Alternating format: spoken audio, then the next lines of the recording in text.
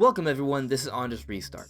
The Legend of Zelda Breath of the Wild is one of my favorite games of all time, but that doesn't mean it's perfect. It does have its issues, or at least elements that I think can be improved upon in future installments, such as the sequel that we now know is already in development. Now, one of those elements that I think is going to be improved upon are the bosses. You see, the bosses in Breath of the Wild were cool, especially the overworld bosses, but I do think there could have been more variety. And when it comes to the bosses inside the Divine Beasts, I think they kind of left a lot to be desired.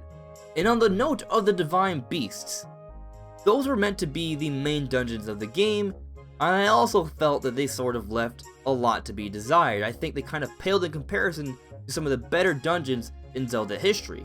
So I feel that in Breath of the Wild 2, they will be improving upon both the bosses and the dungeons in the game. So that's what we're going to be talking about today, how and why the bosses and dungeons will be changed and improved upon in the sequel to The Legend of Zelda Breath of the Wild.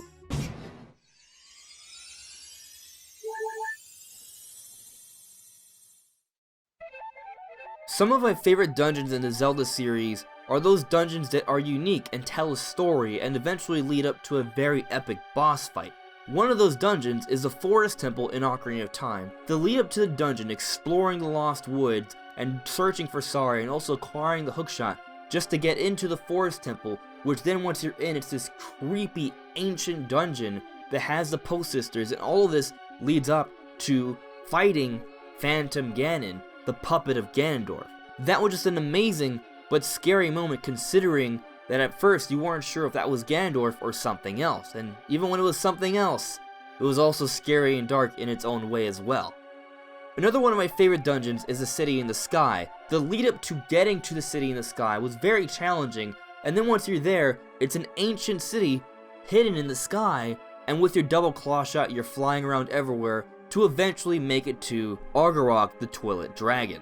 And I'm always going to be excited about an epic dragon boss battle. And perhaps my favorite dungeon, the Ancient Cistern in Skyward Sword. Once you get to that dungeon, it has a Buddhist-like theme with a light and a dark world, and at the same time it's a water dungeon, but a good one.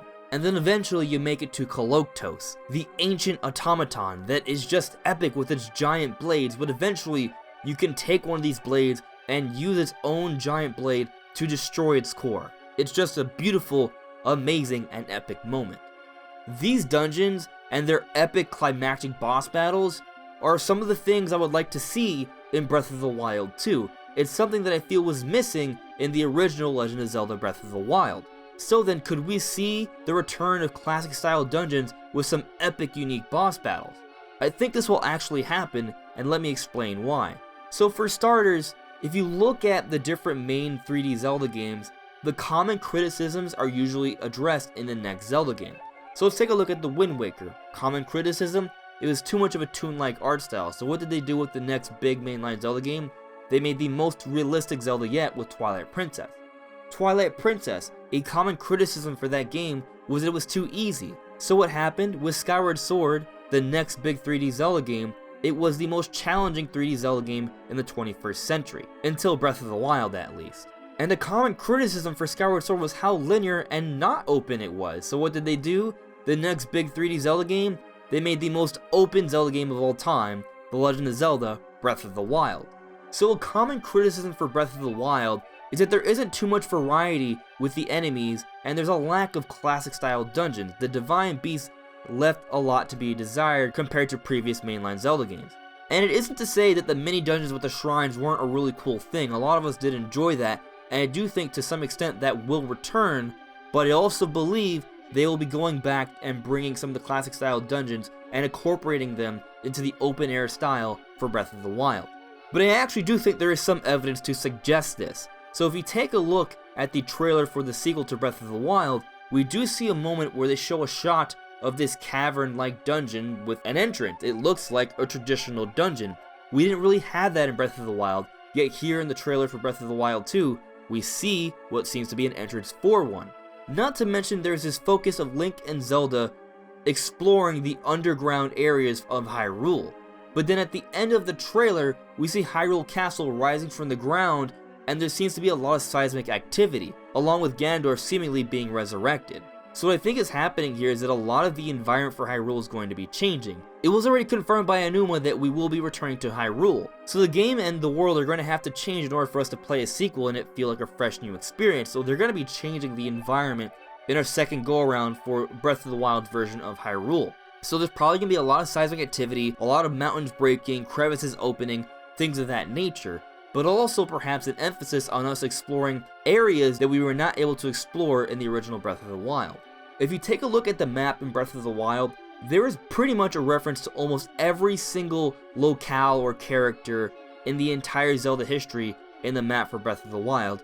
But when you consider how many things are actually on the map for Breath of the Wild, it's kind of weird when you consider that only a couple dungeons are actually in the overworld to be seen on the map.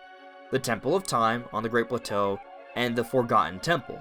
There are so many dungeons and temples throughout the entire history of The Legend of Zelda, and with this huge map that shows so many references to different locales and characters throughout the entire Zelda history, I find it weird that only 2 dungeons are referenced throughout the entire map in Breath of the Wild.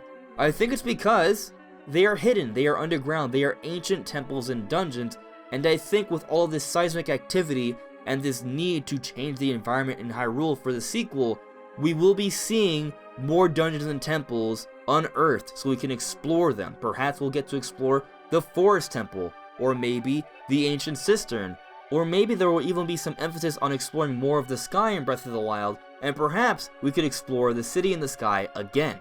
I think these are possibilities, and obviously if these dungeons were to return, they would be different, but they would also be references to these older dungeons and there would be some nostalgia there, but also giving us a fresh take in Breath of the Wild too. And obviously with these new dungeons comes the opportunity to give us more unique bosses. All the bosses in the Divine Beast were different scourges of Calamity Ganon. In Breath of the Wild 2, I anticipate that every single one of these bosses will have something unique that makes sense for that particular area.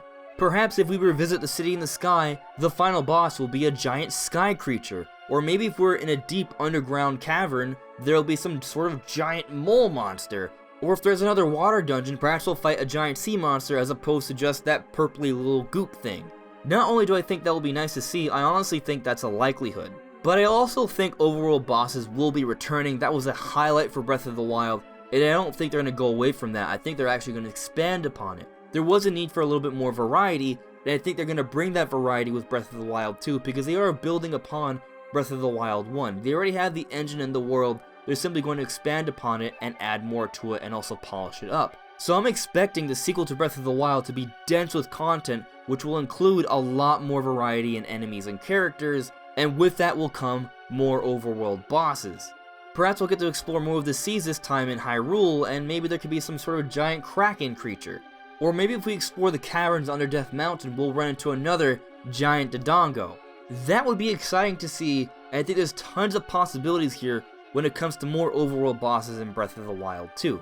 But either way, I do believe the sequel to Legend of Zelda Breath of the Wild will improve upon the original and add a lot more content. Will that include the kinds of overworld bosses I'm discussing here, or classic style dungeons with epic bosses at the end? I think there's a very good chance of that, but at this point it's just my opinion. We'll have to wait and see.